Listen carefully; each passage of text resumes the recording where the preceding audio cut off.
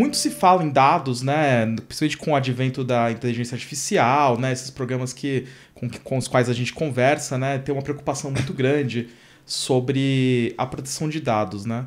E no Brasil essa lei, ela já existe há algum tempo, né? Você consegue explicar pra gente quais são os dados que essa lei protege? Explicar quais são os diferentes dados que ele protege? Certo, perfeito. Na verdade, em termos de legislação, ela entrou em vigor só em 2020. Então, como a gente está em 2024, pode-se dizer que é uma lei recente comparada às outras leis que a gente tem no ordenamento jurídico brasileiro. Quando se fala em dado, né, eu conheço vários profissionais que trabalham com dados como engenheiro de dados, analista de dados, e eles ficam preocupados, tipo, essa lei veio para barrar meu trabalho, né, vai dificultar meu trabalho, mas não são todos os dados que são protegidos pela LGPD, são apenas os dados pessoais. Dados...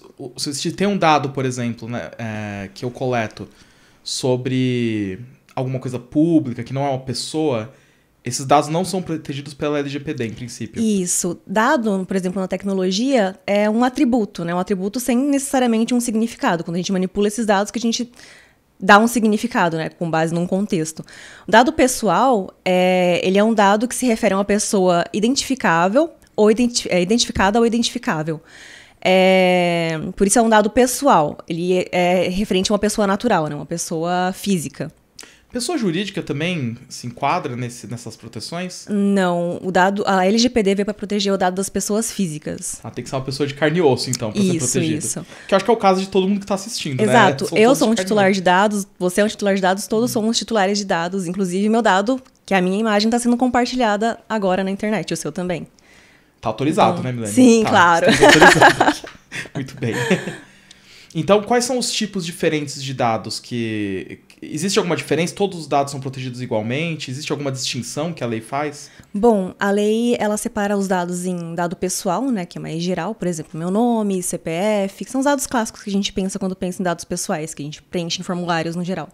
E tem os dados pessoais sensíveis, que são os dados que eles exigem um pouco mais de proteção, porque eles podem trazer alguma discriminação ou prejuízo para o titular, caso ele seja vazado, como, por exemplo, dados de saúde, dados em relação à orientação sexual, em relação a posicionamento político, filiação a sindicato, religião. Então, esses dados são considerados dados pessoais sensíveis e eles precisam de uma proteção maior.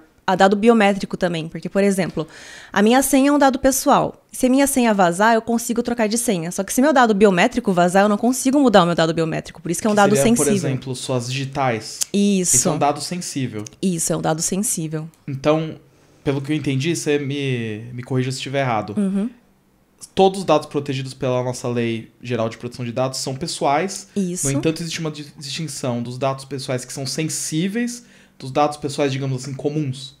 A gente pode tratar como comuns, assim. Tá, que são os que não são sensíveis, né? Isso. E esse dado pessoal, ele é referente a uma pessoa identificada ou identificável. Por exemplo, se eu falar um youtuber, não é um dado pessoal porque pode ser qualquer pessoa. Agora, se eu falar o youtuber do canal Tecnoceno, aí, mesmo sem citar o seu nome, essas informações são um dado pessoal, porque as pessoas já vão saber quem é a pessoa, juntando essas informações, né? Tipo, um youtuber de um canal específico, então... Às vezes não adianta, então, proteger só o dado, digamos assim, eu não associar o nome da pessoa.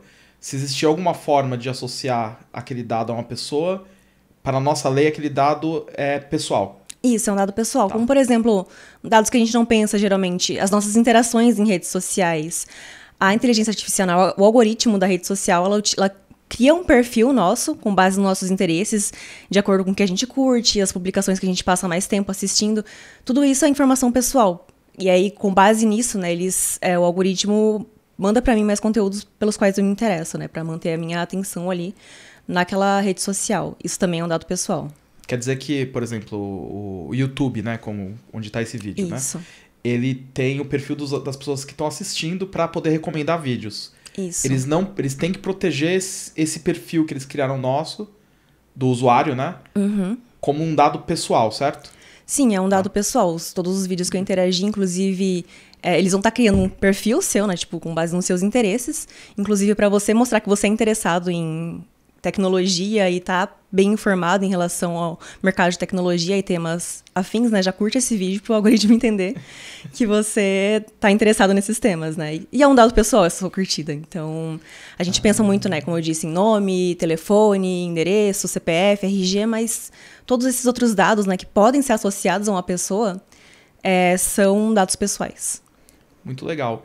E quando a gente fala de dados pessoais sensíveis, que proteções extras que as plataformas de tecnologia têm que colocar? Você consegue dar alguns exemplos?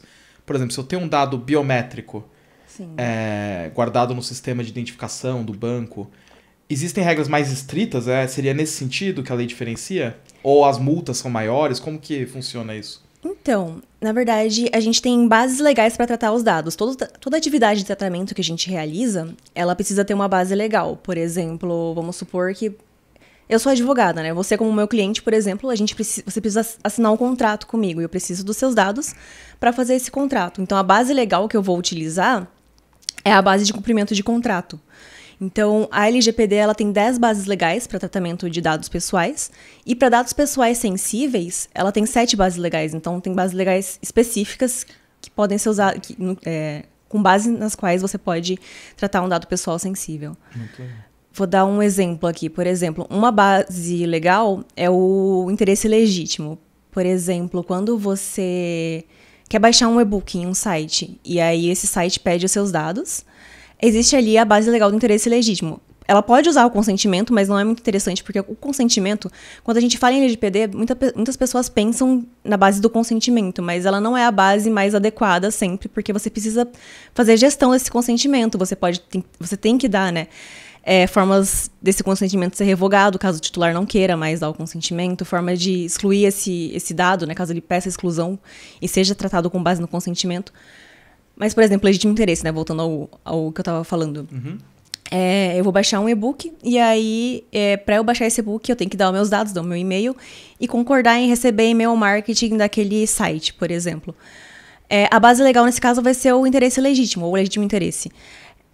Porque é o interesse legítimo meu como titular de ter a informação que está naquele e-book. Entendi. E é o interesse legítimo da empresa de mandar e-mail marketing para mim e talvez ter um novo cliente, né? Ter um novo lead. Então, essa base pode ser usada para dados pessoais comuns. Agora, a base de interesse legítimo, por exemplo, não está no rol de bases legais de dados pessoais sensíveis. Então, são muito mais específicos. Eu não posso só falar que eu tenho interesse legítimo, por exemplo. Você quer dizer, tem situações em que você, na verdade, não, pela nossa lei, tem finalidades para a qual você não pode pedir e guardar dados sensíveis. Só dados pessoais. Por exemplo, eu não posso pedir para a pessoa, só para eu entender se faz sentido. Uhum. Eu não posso, com base no legítimo interesse, justificar que, ao assinar uma newsletter, eu pergunto a orientação sexual da pessoa. Isso. Aí você tem que ter você tem que cumprir os princípios da finalidade e da necessidade.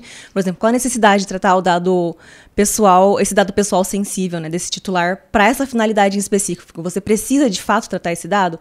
Então, é uma pergunta que você precisa fazer ao coletar um dado. E também, quando você vai fazer um mapeamento de dados, né, que é uma obrigação que a LGPD estabelece para as empresas, você vai ter que colocar qual é a base legal que fundamenta aquele tratamento de dados, e aí você não pode colocar do legítimo interesse, por exemplo. Tem que ser as bases legais específicas para o tratamento de um dado pessoal sensível. Entendi. Não, faz muito sentido. É interessante que a nossa lei já prevê